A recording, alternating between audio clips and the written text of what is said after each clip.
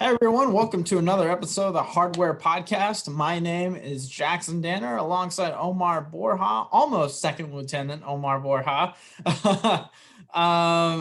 Man, we are still going through strong, after the draft through the college football season. We're still hitting it strong with college football right here. And man, we just found out these Buck Buchanan Award finalists. We've had the Walter Payton Award finalists that we can go over a little bit. Man, what a great time to be alive. We've got some great football ahead of us. For sure. I mean, the spring is here. Baseball's back, and there's also the spring league with some nice play the first week, and I'm going to a game June 3rd. I'm quite excited. I'm yet to watch a spring league game. I can't wait to actually sit down this weekend and watch one because I've been too busy to watch it. I'm pumped for that. I think the funniest thing is the fan attendance. They're only allowing fans at the Lucas Oil Stadium games, but watching the first game, seeing the attendance, I'll send you the picture. But I think there could have been more than 30 people in the stands. But I'll bring the electricity June 3rd whenever I come. All the electricity needed in the crowd, I'll bring it. So, okay, question: was there more people in Lucas Oil at least when Parks and Rec filmed there with Andrew Luck? There probably was. Cameraman, a couple Parks and Rec people, a couple Colts players, more people than that at least, hopefully. Yeah. So looking at the, and this is our first diversion, but looking at we haven't even started and we've diverted. I know. Looking at I was gonna say audience, but looking at the crowd, the attendance that night, it's kind of like playing a game of how many jelly beans are in the jar with a jar that's only got the bottom full. You can just look in and count them yourself. There could have been more than, I think 30 is a generous count for the first game. The crowd started to come the second game. Yeah, but, I was to say this was completely unplanned. Speaking of Parks and Rec, I wore my Rob Lowe shirt today. Oh gosh. Yeah.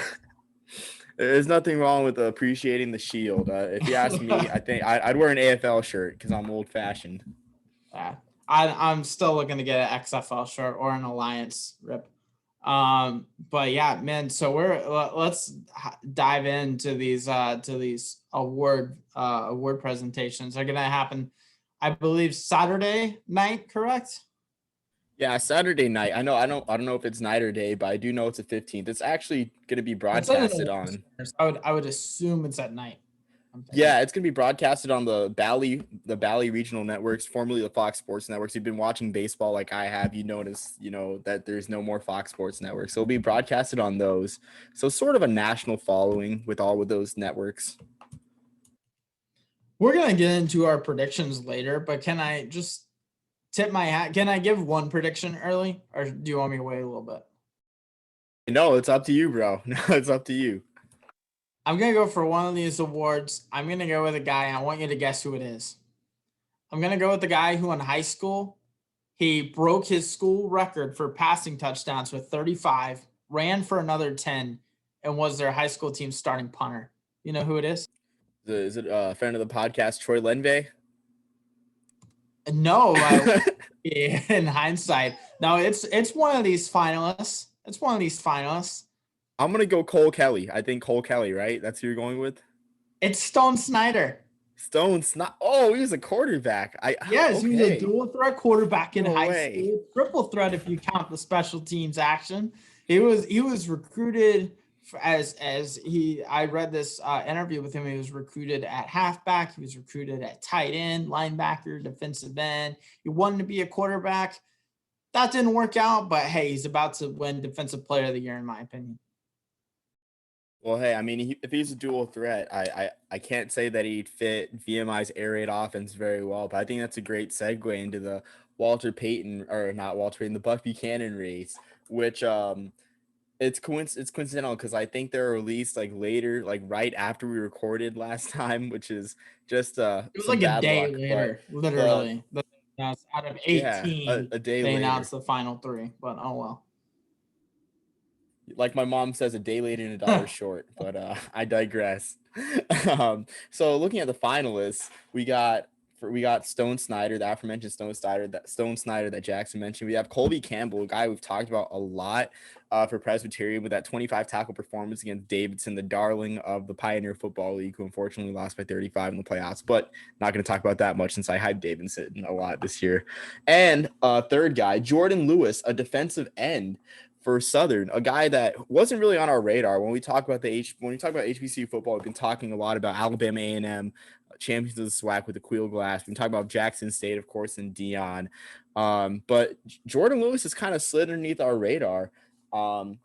And while Stone Snyder is your front runner, which I think it's a great debate with VMI, I think all three of these guys, this might be a very, very close race because there's an element for each beyond what's not happening on the field. But I think Jordan Lewis is my guy, considering that it's a front seven award, and he's been the most dominant front seven player in football. He doesn't have the amount of games to show it, but he's got 10.5 sacks in 5 games. 15 tackles for a loss. And I like my history in the biggest blowout of Grambling State in the Bayou Classic since the 30s, the 49-7 dismantling, which it was hard for me to watch. I'm not a Grambling fan, but you know about Grambling pretty much. If you know college football or pro football, you know about Grambling. He had a sack in a TFL, but against Jackson State, he had 4.5 tackles for a loss on national TV against Jackson State and 3 sacks. Had he played more, I don't think it would be a close race, but I think it's where he's played 5 games. It's not that close. I mean, it's a close race because he's only played 5 games, but I got Jordan Lewis as my guy. Maybe you want to talk about Stone Snyder or Colby Campbell, but as far as I see, I think Jordan Lewis takes it. Yeah, Jordan Lewis, the big knock is because those stats are like very impressive. Even 27 tackles for an end is pretty good. But my one knock is the game split, just like for you. It's gonna take some convincing. And if we're talking strictly in the sense of predicting, it gives me like Jordan Lewis, in my opinion, isn't head and shoulders above Colby Campbell and Stone Snyder. The fact that 2 linebackers are finalists, I think it shows it's going to be a linebacker, in my opinion. I think that's a fair point. And will you say that with Lewis, with the games played and with the 2 linebackers there? I don't know if I can call the correlation of having more linebackers, having that be a causation between who wins the award. I don't know. I just think that I think it's going to be one of those 2. In my opinion, it's going to come down to does the journalists and media members who vote on this, do they value production in tackling? Because then it's not really a question. It's Colby Campbell, or a kind of a hybrid between Jordan Lewis and Stone Snyder, where you still have the tackles for loss. We have a good, like almost triple the number of tackles as Jordan Lewis. Of course, he's at linebacker, so it's to be expected. But and Stone Snyder, I think they're probably going to find that sweet spot between, okay, he's still racked up almost double-digit TFLs. He still has some quarterback hits and sacks, but he also has 76 tackles, which is like undeniably one of the best tackling totals in the nation. It's no Colby Campbell, but I don't know. I think they're going to, I don't know. I think it's going to be Stone Snyder, but we'll see. Yeah, I think Stone Snyder, all these guys have a great case. I mean, going on yeah, Stone absolutely. Snyder, No, yeah, like that's why it's close. All of them have played great. Yeah, exactly. Like, I mean, all those, like, it's going to be very incredibly close. And I think we both acknowledge that. The one thing with Campbell, he played on a Presbyterian team that was, I mean, simply not good. I mean, they beat Davidson. I mean, they weren't great. Sorry. They went 4-3. Did notice that, but they're in the Pioneer Football League, non-scholarship league that doesn't really tend to get attention. Their main source of attention was the fact that San Diego had dominated that conference for so long, having a 40-plus game winning streak. But Colby Campbell's stats are great. He's got, I think it was 96 tackles. It was in the 90s, I'm pretty sure. He had 96 tackles, 25 against Davidson, 7 TFLs. This guy was all over the place, and really that centerpiece of defense. But what's your opinion? Do you think that record should stop, record in conference should stop Colby Campbell compared to Stone Snyder and compared to Jordan Lewis?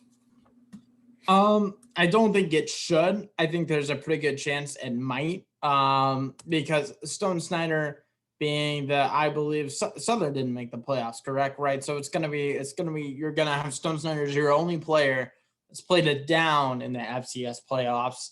I think that goes a long way. I think we've seen that with the with the Walter Payton Award before. I'd have to look into it for the Buck Buchanan, but I think that goes a long way that we've seen some postseason action, even if it wasn't much.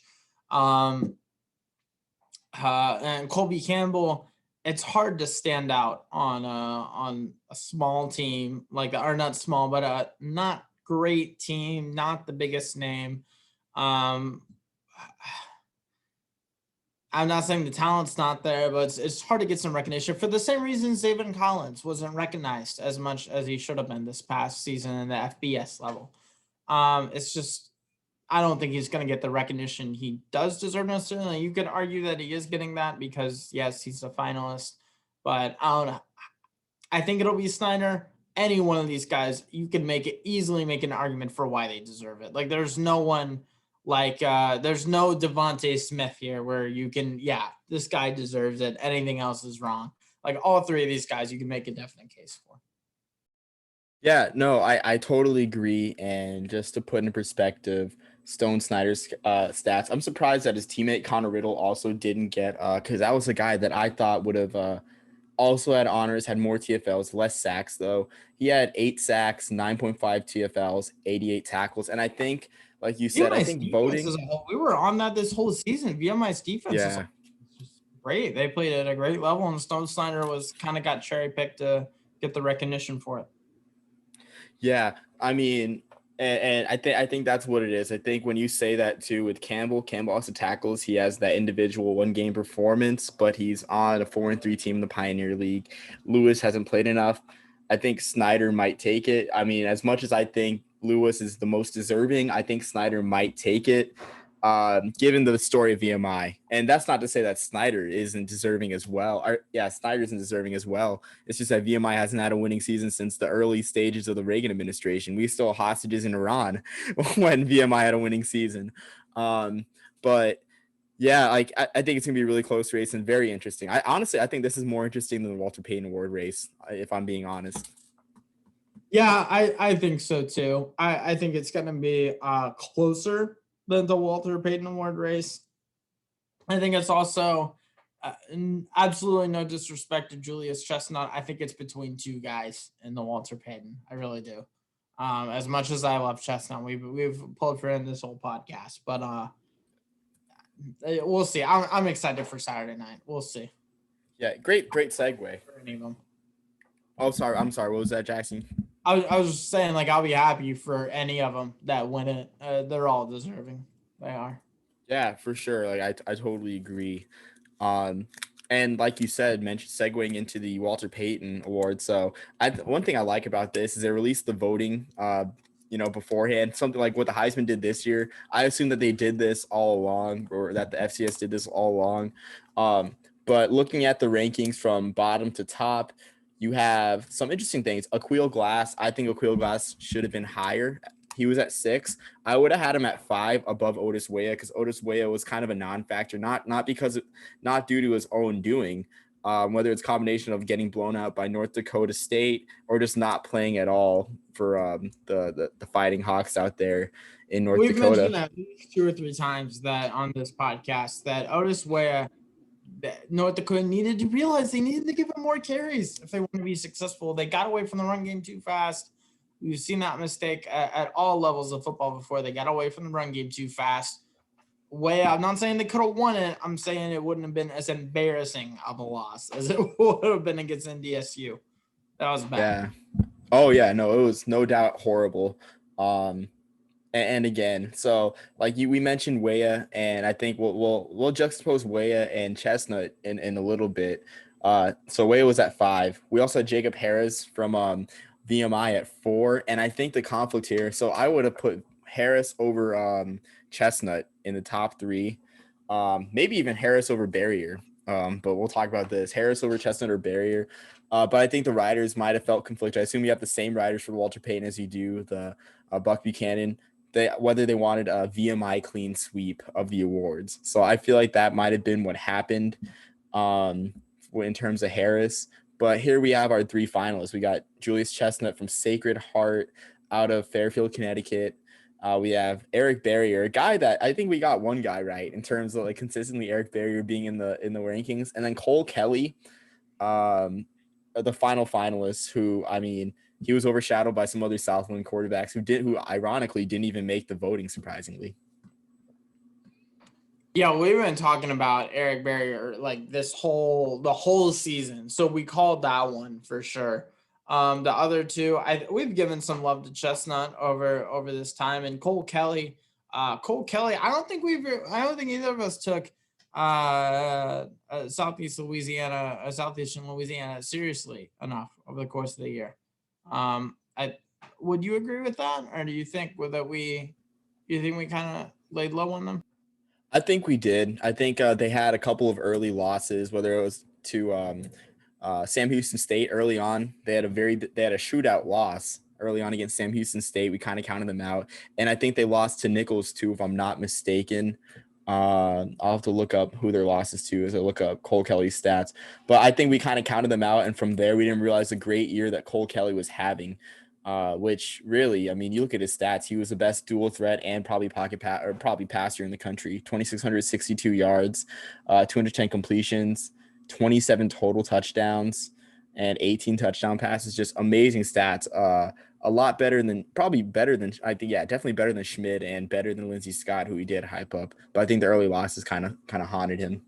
Yeah, definitely. The losses for them did not do Cole Kelly any favors with us. But you got to hand it to him. He's had a great year.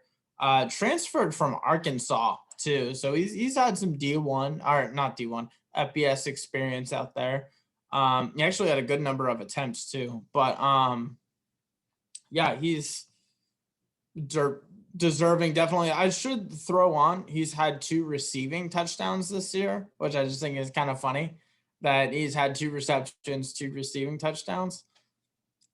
Something to throw on. Makes for a fun highlight when you're showing who won the award. Yeah, and I will say this, we'll see what happens with the voting, but I can't help but think that the SIU game, probably the most important game of the regular season, I think, in the FCS, as in it got SIU into the playoffs despite having 2 losses. And it was kind of like what we saw with Coastal Carolina and BYU, that instant classic that was scheduled literally on a dime. Same thing happened with SIU in Southeastern Louisiana. And Cole Kelly, they didn't lose because of Cole Kelly. The game was a absolute shootout. Cole Kelly had 418 yards, 3 rushing touchdowns on 14 carries and 8 yards. But in total, 3 touchdowns over 400. Can't count. 5 touchdowns over 400 yards. And I mean, really, they went score for score with Southern Illinois in that game, in a game that ended in a 55-48 loss to the Salukis. But I think out of all these, I gotta say, as much as I hate to say it, being from New Mexico, I think East Coast bias. I think East Coast bias kind of does Eric Barrier in, if I'm being honest. So I gotta say Kelly, because Barrier, I mean, you have the tradition at Eastern Washington, but their games weren't on ESPN platforms, even though Pluto TV is objectively more accessible due to cost to the average fan. It's less acceptable in name value, if you catch my drift.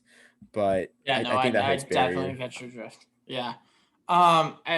You can't go to a bar and turn on, hey, can you turn on the Pluto TV, and they'll be like, what are you talking about? You go to B-Dubs and they'll have no idea, because B-Dubs is just a place where you can eat microwave food with sports on, kind of. Not real. I don't think we would go there if we were trying to like actually focus on a game. But anyways, we've gotten sidetracked again. Cole Kelly, it's a tough race between the two. Can we get to predictions? Who do you think is going to win the Walter Payton? So I will say this. I think single-handedly, I think it's great that Chestnut's here, and I think his performance against Delaware, how Sacred Heart nearly took Delaware against all odds. That was probably the most surprising result of the playoffs. Sacred Heart took Delaware on the road to the wire, 19-10 loss, but really, I mean, Chestnut was a workhorse. And really kind of carried Sacred Heart there. I mean, 179 rushing yards per game, 7.7 yards per carry, highly efficient. Like he was what Otis Weah could have been for North Dakota had they given him the ball more. But I think he falls just short. As much as I want a running back, the first running back to win it since the early 2000s, it's the same thing with Lewis. He's only played 5 games. Yeah, 5 games played. If you're going to be a running back and win this thing, I think you need to score at least 2 touchdowns a game or average it. And he's only got 9 touchdowns. Also has 3 fumbles. I love Chestnut. Not a great number that you want to see either. But you got to hand it to him. Like a 7-yard average is solid for a running back that's getting that many carries. I'm going to have to say, I think Cole Kelly will end up winning this, in all honesty. I think Cole Kelly has had 7 300-yard games this year. That's an eye popper to begin with. Also, something that's very telling for me is that he was named to the AP All-America team. Omar, who votes on the AP All-America team? Probably all these folks voting for the award, right? Exactly. Yeah. All these people that are voting for this award. So it's like, I think Cole Kelly will win because of that reason. You can make an argument for all 3 of these guys. I still think you can make the strongest argument for Kelly. And then when you throw on that little nugget of the AP winner, I think it's going to be cool. So before I make my prediction, I will throw a couple of what ifs. So if Julius Chestnut and Sacred Heart end up upsetting Delaware, then I think Julius Chestnut has a great stake in the claim, because that's the cutoff was the week 1 was the round 1 playoff games was the cutoff for voting. And again, like we said, the lasting impression. So that's 1. And especially with what happened with Eastern Washington losing and blowing a lead to North Dakota State, then I think it's a very valid point to say that. But I bring that's a segue to my next what if. If Eric Barrier and Eastern Washington end up beating North Dakota State, the most dominant program of this millennium in FCS, then I think Barrier wins it. If the result in Delaware stays the same, where Delaware beats Sacred Heart. Because none of that happened, I got to agree with you and say Cole Kelly wins it, because the stats are the most dominant and he had the best final impression out of all of them, where he had that breakout game against Southern Illinois. And honestly, like that weekend, you look at all the things that are up for grabs with at-large bids. Missouri State, I mean, they played, I think they played last weekend, but the game wasn't memorable. No one really cared about that one. VMI played Citadel in the Military Classic of the South, which, I mean, if you like old rivalries, you watch that one, but I mean, no one was really like, Citadel wasn't that good. It's really a regional rivalry. Who else was on the bubble? I mean, you had your HBCU classics. Really, those are probably the most impactful games nationally. But the Bayou Classic was a blowout. Magic City Classic ended up being a blowout.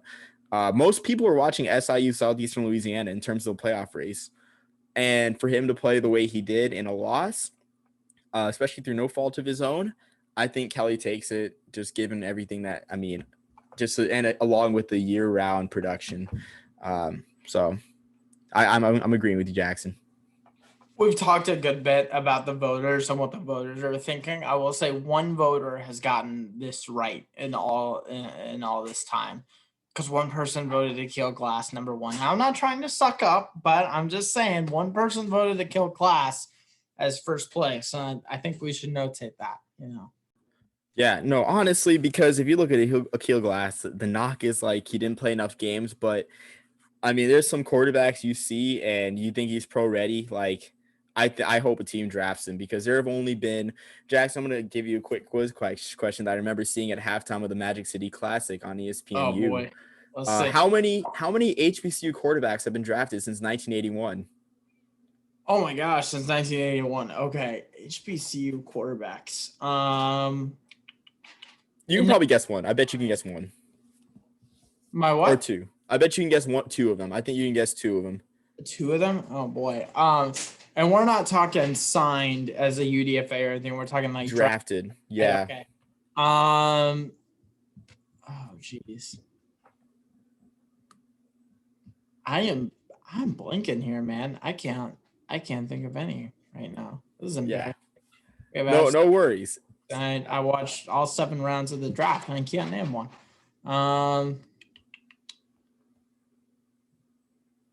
I'm gonna guess 4, even though I can't name any of them.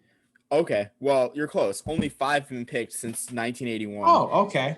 Yeah, not too far off. But the 5 that have been picked are, you have in 1981, picked by my 49ers, Joe Adams. Joe, his nickname is great. I saw it on the screen. Joe 747 Adams. Really an impressive nickname. I try to appropriate that nickname on company athletics. Call myself JetBlue Borja. That didn't last long. JetBlue Borja. I like that. JetBlue Borja, but people ignored me. But next, actually, I forgot a couple of them, but the next one, I thought you would have got this one, Steve McNair to Alcorn State. The late great Steve McNair, that makes a lot of sense. Yeah.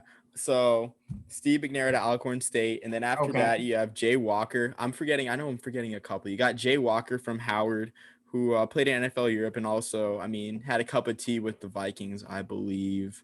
Yeah, with the Vikings. And then Tavares Jackson, before we get to Tavares Jackson, Juwan Sider out of Florida A&M in 2000.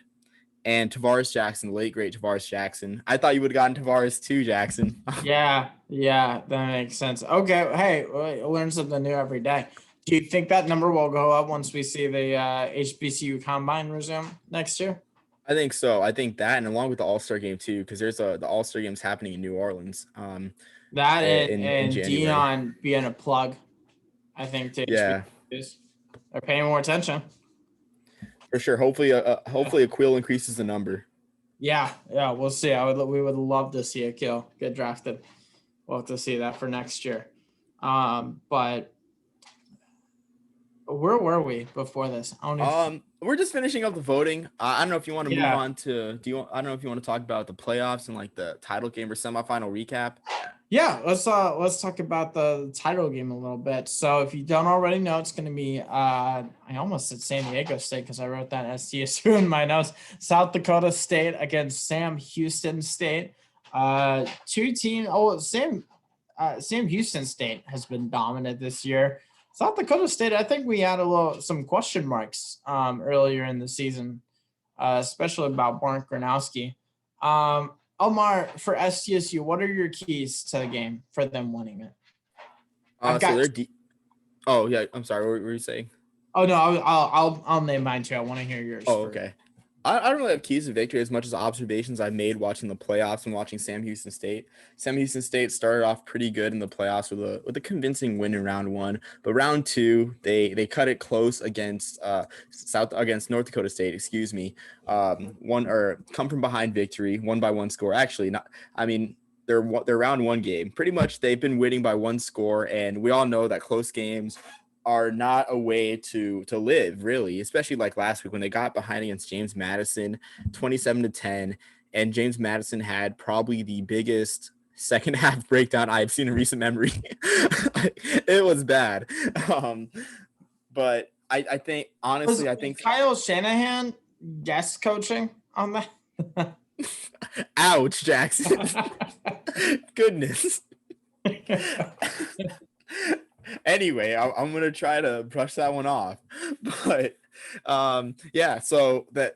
close games aren't a way to live. And South Dakota State, with the exception of the Southern Illinois game, which we both know, especially you being more of an NFL guy than I am, that it's so hard to beat an opponent twice, where they had a slow start against Southern Illinois. But South Dakota State's been dominant. For the most part, dominant win against Holy Cross out there in Brookings. Really dominant. Holy Cross, probably one of the best teams in the field. But the next we get the Southern Illinois game, and against Delaware, really quick start, really shut down Dejon Lee, their great back for Delaware, and held them to 3 points in a 33-3 win. So I think Sam Houston State can't come from behind, or they can, but they'll have to start fast against South Dakota State, because South Dakota State, I think, has a stronger defense than James Madison does. Certainly a stronger defense than North Dakota State does, as we saw head to head. So Sam Houston's got to start fast, but South Dakota State's built to chew clock with Pierre Strong and Mark Gronowski running the ball. So if South Dakota State chews clock, keeps Eric Schmidt and Sam Houston off the field, then they win. If Sam Houston starts fast, I think they win. So I think the Bearcats win. But Gronowski's been a hell of a runner this year. He's done a great job, and maybe the passing hasn't been as high as we would have liked it to before the season started. But he's been running the ball. He has some wheels on him. Don't underestimate that. My kind of two things that I kind of observed that I think we need to see if the Jackrabbits want to win this. One is they gotta limit the penalties. Like, I don't know if you've seen this. They're averaging 40. They're giving up 46 yards a game and penalties. It's really bad. And they're 45 for 373 on the season, averaging 46 yards a game. I think they've got to limit that because it's going to be a close game. I don't think they can afford any of that. And then they got to stay hot in the red zone. They've been doing this right all along. Out of 26 trips to the red zone, they've scored on 25. 16 of them have gone for touchdowns, and a lot of those you can thank Gronowski with his legs for that. So you need to worry about getting to the red zone and then just keep doing what you're doing once you get inside the 20. For Sam Houston State, watching some tape on them, what are your observations on them? Again, like I said, I mean, their defense has come on strong. While in the first 2 games against North Dakota State and Monmouth, both teams that like to run the ball. But I mean, against James Madison, we kind of saw some of their weaknesses on defense, and it's South Dakota State exploits that and really has some time turning drives. And it wasn't even the time turning drives against Delaware as I watched that game, as I watched that game last night. It was just the explosive plays because Delaware had a time of possession edge against South Dakota State, but South Dakota State can make explosive plays and they can also chew the clock. So I think it'll be hard for Sam Houston to come back if South Dakota State shortens the game, and their defense has been dominating too on top of that. So I think Sam Houston, again, they gotta make it a track meet. I mean, I don't think many Missouri Valley Conference teams are built for track They're meets. the only team in this game that's put up more than 70 points in a game. I mean, they're if they make it a track meet, I like Sam Houston State's chances. We've talked about, or we haven't, but we will. Turnovers, obviously, you never want those in the championship game. I'm not saying that they've had too many turnovers. Interceptions isn't really too much of an issue for Sam Houston State, although they've lost 5 fumbles. You know how many fumbles they've had, though, including ones they haven't lost? 18. They're averaging 2 a game right now. And when you're playing a defense as good as SDSU's, you can't be, I think it would be a higher percentage than one for 3, 1 for 4, as far as losing fumbles on those. So you can't fumble the ball. Definitely can't have 2 of them. And then as far as another key to the game for offense, the strong run game is awesome for Sam Houston State. Between the 20s, sling it, make it a track meet. I think they should just pound it inside the red zone because they've got 25 rushing touchdowns this year. Just pound it. Once you get inside there, especially when it's first, second, third, and goal, I think they should just run the ball. Chew clock, turn it into a track meet, and then you also chew a little bit of clock within the red zone. I think that would be awesome for Sam Houston State.